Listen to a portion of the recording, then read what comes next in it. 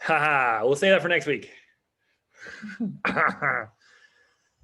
Was that you think you can see? I can see your voice. I can see your voice Wednesdays on Fox. Anyway, if they don't join, it's fine if we just have you. I guess it's only 1:30 on the dot. They'll be here, yeah. Otherwise, I can try to carry the conversation. Yeah, it'll be easy. Monologue. You caught me monologuing. Let's see. Well, where are you physically? I am physically in LA today, at home in Brentwood, and it's good to be here. It's it's a weird time. Obviously, it would have been more fun to be in person and in front of you and everybody, but no complaints. Very good. And look, Anna's here too. Yay! Hi, Anna. Hey, everybody. How's it going? Oh, and Brett's here too. Oh, I'm gonna add him to the spotlight. Bada bang! Boom, baby, boom. Boom, baby, boom, boom. Woo! I guess that's good. We got the crew. Perfect. Thanks for joining us. I'm recording in case you don't see it in the corner there. So anything you say will be searchable forever. And we've got, I don't know, about 60 students and founders watching. We're gonna do this sort of talk, panel, little Q&A discussion about whatever really. LA venture, I guess, would be the theme here. And I guess we'll start, and then after the 30 minutes, we're gonna break into little breakout rooms by panelists for them all to randomly talk to you some more with questions and things. Anyway, maybe we'll get started with just like a quick, each person 2-3 minute introduction. If you want to start, Spencer, since you were here first, that is your honor. Thanks. Okay. Hi, everybody. Great to speak with you. Let's see. Grew up in LA and then went kind of a circuitous route from Boston to New York to San Francisco to Seattle back to LA. And super excited to be part of the LA tech community. What I spent much of my career doing was starting a company called Zillow, which is an online real estate company that your parents probably love, and someday you might love. We started that in Seattle about 15 years ago, and I ran that for a long time. And what I mostly do now is I start companies. So I've got 2 startups that have already launched. One is called .LA, which is a news website that covers the LA tech community. And I hope you all choose to read it and use it to learn what's happening in and around LA startups. And then one of my other startups is a company that Brett and Crosscut is an investor in, which I'm grateful for. I guess you're an investor in both, but which is called Picasso, which just launched last week, which is trying to democratize second home ownership. So we allow a way for buyers to buy a portion of a vacation home, say a quarter or an eighth, rather than owning all of it. And then we pair them with co-owners for the rest of the home. So it lets people more easily buy into second homes. And then I'm an active angel investor as well with a lot of startups in LA that I've invested in, including many that Anna has kindly introduced me to, and Brett. So anyway, great to be here. That's a little bit about my background. Hey, whoops, thanks, Spencer. Well, let's go Anna then, since he said Anna first. And Anna was here first. How about you, Anna? What's your deal? Hey, everybody. Good to see you all. I've been in LA about 20 years, and for the past 4 years, I've run Techstars LA, the accelerator program. So just actually finished our last the 2020 class, and we co-hosted our demo day. Instead of having a live event, we co-hosted it actually with .LA online, and that was a lot of fun. I've known Josh for a while, about 10 years, I guess. We worked on a project together around kids making their own books. And we've been friends ever since. And we've started our accelerators at the same time. And so I come and help out in Josh's, and he comes and helps out in mine. And we also are involved in a pre-seed fund called the Fund LA. Which Spencer's also involved in, and we invest in early stage companies throughout Southern California. We write 50K checks. We've invested in 10 companies this year, so we've been pretty active. So between the fund and Techstars, I just wrote my 51st check into a startup, since 2017, most of those companies in LA. So I invest across enterprise and consumer, really all sectors, focusing on just helping very early stage companies get from like napkin to $1 million in revenue is kind of where I focus. Nice. She does a great job. And last, I guess I'll say not least, Brett. Thank you for saying not least. It was a long pause there, Josh, but About it. maybe it was Zoom. Maybe it was a Zoom pause. But thrilled to be here and thrilled to do anything that Josh Jones is part of, and especially with this panel of Anna and Spencer. But my name's Brett Brewer. I went to UCLA, so I have deep connections to Los Angeles and the LA tech community. I love the LA tech community. I started my first company called Intermix Media out of UCLA in 1996. We were in e-commerce. We eventually started launching content sites and eventually started MySpace in 2003. We sold that whole company to Rupert Murdoch and News Corp in October of 2005. I then spent 6 months there and went into an existing business called Ad Knowledge, which was an ad network. We scaled that business up, sold the majority of it to a couple of private equity firms, and then eventually started Crosscut Ventures in 2008 with my two partners, Rick and Brian. And the thesis behind Crosscut was the LA, Southern California tech community and the fact that it was generally underserved by venture dollars. So our thesis was that we could plant the flag in the Los Angeles market, become the go-to seed fund, and benefit from what we hoped was going to be an amazing broadening of the technology entrepreneurs in and around Southern California. That has certainly played out. We are now investing out of our fifth fund. We are a classic sort of seed fund, $100 million size fund. We make 30 investments per fund. Think of us when you think of a $2 to $4 million seed round. The company has already gone through Anna's amazing Techstars program, come out. It has a working product. It has 3 or 4 customers, and we are leading that growth seed round to expand and typically hire a sales team or bring technology in-house or whatever it takes to scale that business. That's the stage that Crosscut tends to excel in. We are now roughly 70% of the investments in Southern California, 30% all over the United States. And it's the greatest job I ever got to have. So I'm thrilled to do it every day and thrilled to be part of this amazing panel today. Back to you, Josh. All right. Thank you, Brett. I'll take it from here. So I just want to say for everybody, this is like, these 3 people definitely know LA, seed, startup, the scene, everyone. They've been in it for a long time and different ways, and they pretty much know the whole scope and layout of what's going on in LA. So I guess I'll start with just some questions. So what is going on in LA? Is there any particular thing that makes LA startups different from XYZ city? And what specifically would you say is our strengths? Anyone? How about, I'll go with Anna, because Spencer is getting the response from Google right now. He's asking Siri. So I'm videoing Anna's response. Oh, okay, good. This is being recorded too, but Go ahead, Anna. That's hilarious.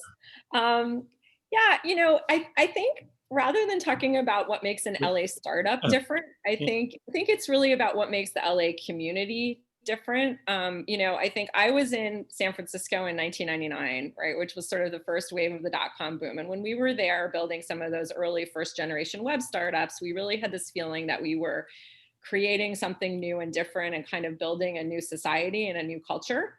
And I feel like LA now has that feeling as well, that we are working to construct a tech ecosystem here, and do it in a way that's maybe more intentional, that's more inclusive, and that what I've noticed over the past couple of years is just the strengthening and development of multiple sectors. So LA is not just media startups, right? And it's also not just deep tech startups.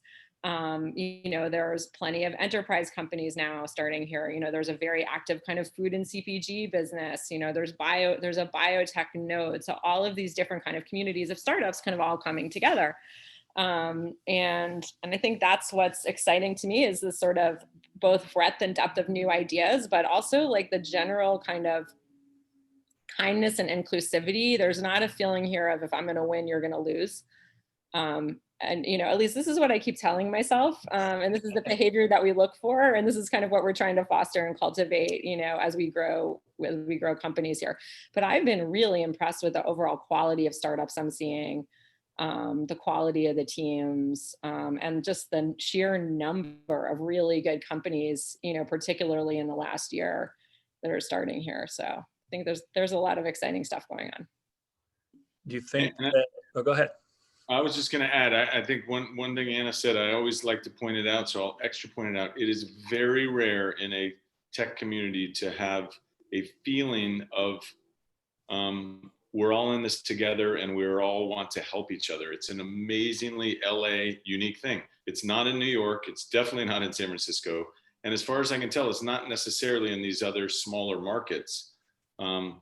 It has been from the start that in Los Angeles, for a variety of reasons, I think it's just the size and scale, I guess, of the way Los Angeles types think, but it is less about, as she pointed out perfectly, it's never been about I'm going to win and you're going to lose. It's much more, I'm kind of winning. Oh, you need some help with hiring? Sure, I'll this is my recruiter I used.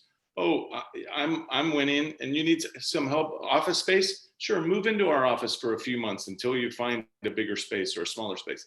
That is a uniquely LA attribute that has continued all the way up into 2020. And the nice thing is it's transferred over to the venture community as well. When I tell funds in the Bay Area and New York that Crosscut has a deal and we're talking to a couple other funds in LA and finding out who wants to do it, they look at me like I have three eyes. I mean, they just say, you what? Oh, you're getting their feedback. Oh, you're seeing if they want to do it with you. And then you would take your investment down from 2 million to 1.5 million to bring them in. We keep our term sheet secret and we give it to them on a Friday and we make them sign exclusivity. Like it's just a completely different environment. So it's nice that both the entrepreneur community has that, and then it's bled into the investor community as that's grown up here in Los Angeles. So it's a really nice thing that I know we've had for 25 years. I hope we get to have it for another 25 years. So I agree with that, the sense of collaboration in the investor community and in the founder community, and a sense of like, we're all in this together, rising tide lifts all boats. If we can sort of steal market share and mind share from the Bay Area and up level LA as a true tech capital and let it achieve its full potential, then we'll all benefit. Totally agree.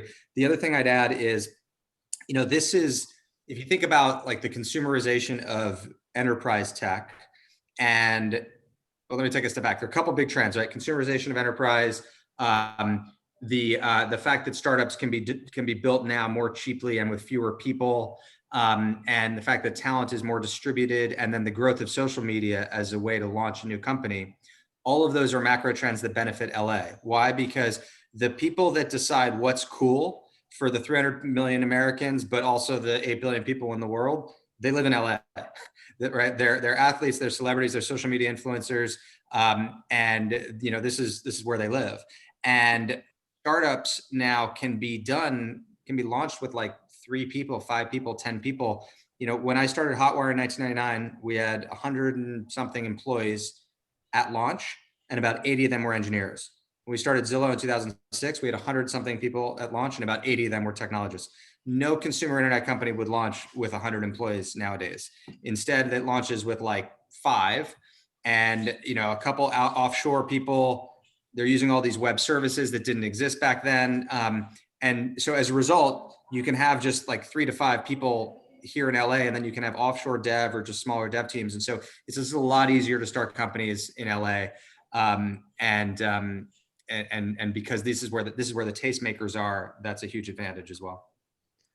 Yeah, I think I like, Brett, especially your point that it's actually some of the physical, literally the geography of the space, the resources that LA physically has that have allowed, I think, just that, you know, people fight over resources, right? And if there's unlimited resources, people don't want to fight, right? And LA just has unlimited land, essentially, historically, and unlimited nice weather, you know, and just like unlimited time, days to enjoy, that I think it just, yeah, it attracts people, it attracts, well, the celebrities and media. And then I wonder how, like, what do you guys think of like with COVID, right? Obviously, how is it actually making, I mean, it's good for LA, or it's sort of like you can live everywhere. I don't know. What do you think? I think I don't know what you guys think. I think it's totally good for LA. I mean, it's terrible for the world. Don't get me wrong. But on this particular question, Josh, I think it's good for LA because, I mean, you see this in the data already. People are fleeing Bay Area. San Francisco is a terrible place to live. And, you know, the weather's bad. Housing is too expensive. Once you have a family, it's hard to, you know, you can't really live in the city because the quality of life is really low. And, you know, I lived there for 5 years and I know, you know, you guys did too. It's just a really tough place to live, and LA is much, much better. So people are leaving the Bay Area, and some of them are going to end up here for sure. They're already starting companies here. And a lot of people actually move to, like, I get pinged all the time. I bet you do too, Anna and Brett, from people saying, I'm leaving New York or Chicago to do my startup, and I'm trying to decide where should I put it, Bay Area or LA. I've gotten at least 5 of those in the last year. And increasingly, those people are choosing LA. Pre-COVID, they might have chosen San Francisco. Now they're definitely choosing LA. Yeah, there are definitely people leaving LA to go to, you know, Wyoming too, right? I mean, that is a thing that's happening, but I think net, you know, this is all going to be really good for LA because livability here still is really, really high. The quality of talent, you know, we're always talking about like the number of engineering grads, the close proximity to Harvey Mudd College cannot be overstated. No, it cannot. You know, there's a lot of reasons to come. USC and Caltech and yeah, the other 5 Cs. Well, and it gets lost a little bit, and it's always funny to me to talk about LA as being a place that's not expensive, but the truth is, compared to the Bay Area and New York, it's still way less expensive to live and way less expensive to hire and retain talent. And as we know, when you're thinking about startups, that's just a big part of your equation. The hiring pool is so much bigger and grown extensively, and that's one of the reasons why the salaries have remained relatively reasonable.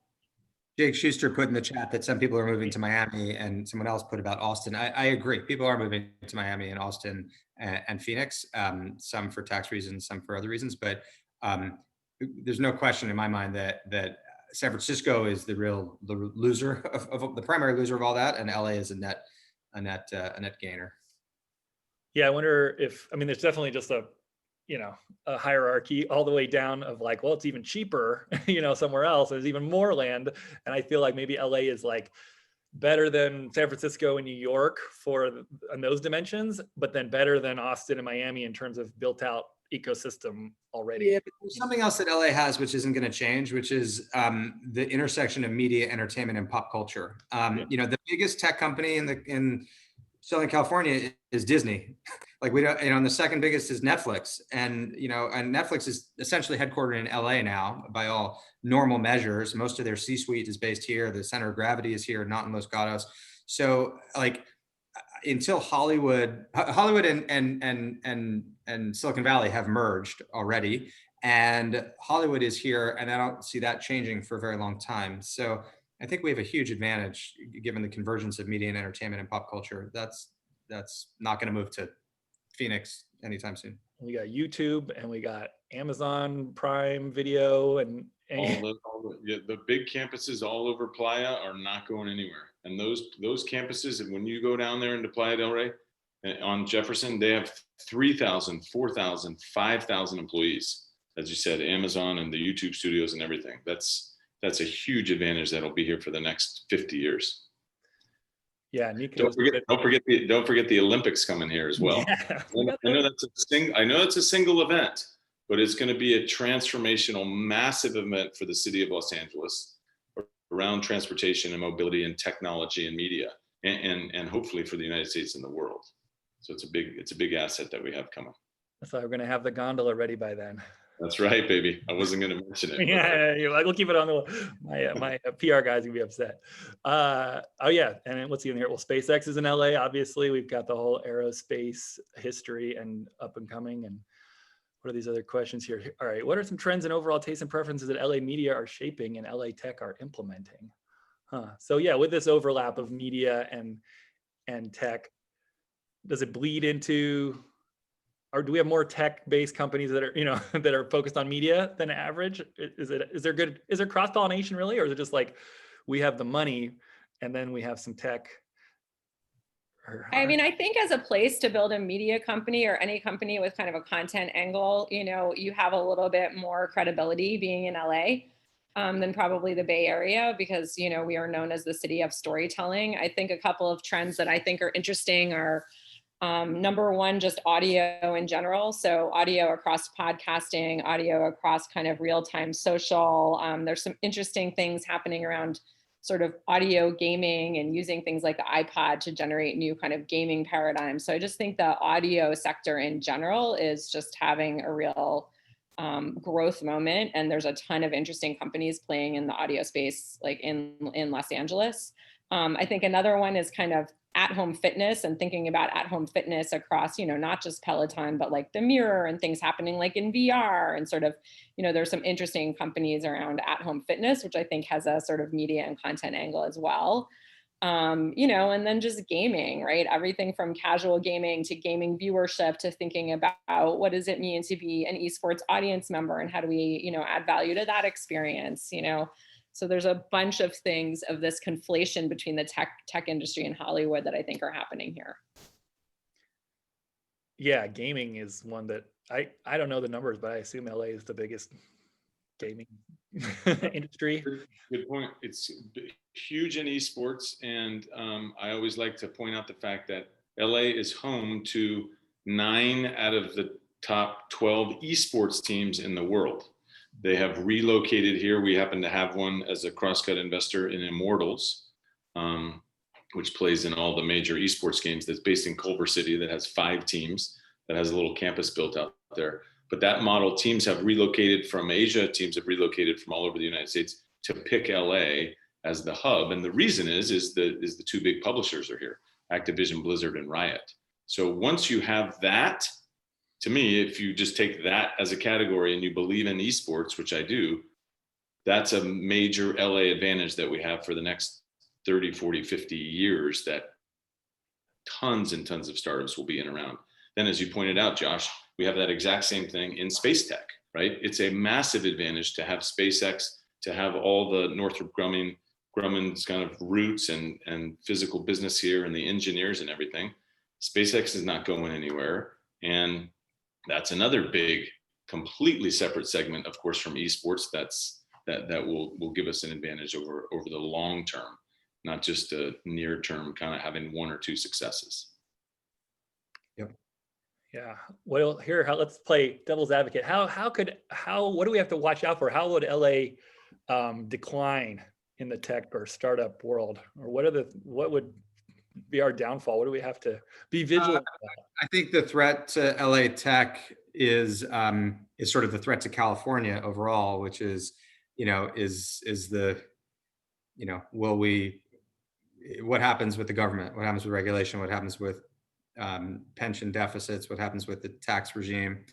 I mean, we all know, you know, examples of people that are leaving California for tax reasons. I mean, I moved here from Washington State, so I did the opposite. But I mean, I know people that are leaving for Texas, or for Washington, or for other low tax or no tax states. So I think that's the risk, I guess. And then I guess the other risk is, like, if the world goes totally remote, like 100% remote, basically like we are today, or not even today, like we were a month ago, like nobody's even going into any offices, then that just decimates the Bay Area. But I think that's actually not so great for LA. You know, that is better for Arizona, Texas, you know, whatever. But I don't see the world going that way. I see the world going to a hybrid where most people are kind of connected to an office and they go there 1 day a week, maybe 1 day every other week, you know, maybe a couple days a month. And you know, and so people spread out a little bit. You know, you can live in Santa Barbara to go to your office in LA. You don't have to live in Santa Monica necessarily, but you can live a little further out and get a little more, maybe not Santa Barbara, because you wouldn't get more for your money there, you get less. But you know, you can live a little further from the city center and get a little more money, but you can't very easily live in, you know, Oregon and get to your office 1 day a week in, you know, in Santa Monica. It's funny because I'd like to think about, what if we had teleportation? What would that do to the world? right? And what would it do to property values, and what would it do to cities? You know, if you could just boop boop, Well, and then we're gonna know. we did it. We have it. We have Zoom. It's self-driving cars. Yeah, yeah. Which is kind of the same thing, because you get that time back, right? I mean, if you live in Santa Barbara and you get in your self-driving car and it drives you 2 hours to your office in Santa Monica, and those 2 hours are productive, and you're sleeping or whatever in the back seat, which is going to happen in the next 10 years, like that's interesting. That's kind of game changing. Like, who knows? I don't know. But that's definitely going to change where people choose to live. Yeah, I think, more competition is better. So that was the last vestibule of like barriers to entry, was physical space. And as like physical space becomes less important, like Zoom is showing with, conferences, everyone in the world can go to your conference. It's going to be harder to have crappy conferences. There's going to be the great conference that 40,000 people attend virtually. And, it'll be a sort of I think like a winner take all, a lot more winner take all stuff when distance becomes less important.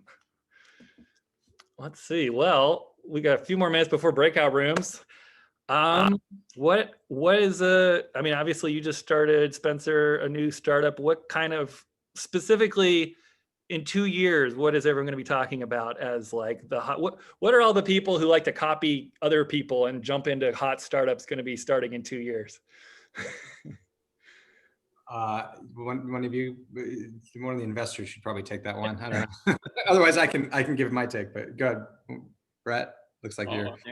Anna's earlier stage and much more hip than me, but I like the easy trends, I guess, I've seen. I touched on it already, but I'm a huge believer in esports and stuff that transitions over virtually very well. So we've had a bunch of winners in that category coming out of LA, by the way, Play Versus being one of those businesses. That's a high school esports platform. I like prop tech, as Spencer knows. I believe in really big old industries like property and purchasing and managing, and every really component of properties that have worked the same way for virtually 100 years. That COVID has really energized the pace of transforming those energies. So we expect to be very active in property tech as another example. Josh, yes, some other things I like, I don't know if I have a crystal ball that these are the ideas of the future, but just that I think are interesting are education and kind of, rethinking how we deliver education and disintermediating it, and rethinking the whole idea from what is a school. And I'm not talking about just the technology through which education is delivered, but the relationships and the structures and the methodologies of delivering education and what an education really is about. I think we are finally in the process of rethinking, that entire value chain. And I think that's really interesting. I think there's great stuff, and LA is a leader here in sustainability and supply chain and in packaging. I think there's some really interesting things going on around there.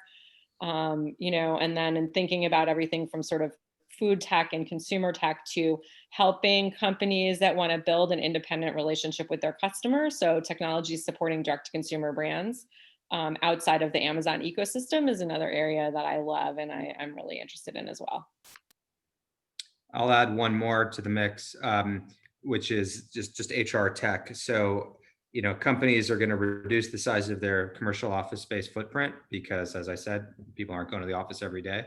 And they're going to turn around, I think, and invest some of those savings, some of the real estate savings, into software to measure and improve employee engagement in this hybrid world. So you'll have this layer of like productivity software like Slack and Zoom are obviously huge public company winners in that space. And you've got Asana and Trello and other collaboration tools. But then there's going to be another, I think, kind of layer that aren't about productivity, but they're more about engagement. So what's the virtual equivalent of the beer pong tournament? What's the like happy hour? Like how do you use software to hack a remote alternative to other team building efforts and employee engagement, employee onboarding, training, learning and development? Companies are going to spend a lot of money on all that, I think, to drive employee engagement. Yeah, it'll definitely be cheaper than their current office rent. Convert all the software. I wonder what is going to happen to all these retail and office, Class A office space, how it'll get repurposed. I assume a lot of it will. Yeah, I don't know. I mean, it's scary, right? First, we have to repurpose the malls. We've Yeah, still no, we haven't even reversed with those yet. We're gonna Yeah. start there, and then we can move on to the office class. And then the gas stations. Yeah, the gas station. California 2035, you can't sell any gas cars, only electric. I mean, who knows if they change that law or push it back or whatever, but at some point in my lifetime, there will not, basically there won't be gas stations, which is, crazy to think from a real estate standpoint. That's a lot of, Yeah. lot And of- then roads. Don't forget, we have these roads between all of our houses and buildings right now that are really wide. We're going to get all that back in about 25 years, I think. Be nice little parkways or something, or a lot more houses in the middle. Cool. Let's do the breakout rooms. Thank you all for being together. Now I'm going to split you up. And I think I just pushed this button, but yeah. exciting. Thanks for coming, and I'm gonna jump around some of the rooms, and I'm gonna stop this recording now. Woo, I appreciate it. All right, don't go anywhere, don't hang up. Here we go, breakout rooms, opening. 5, 4, 3, 2, 1. Does it work? Does it work?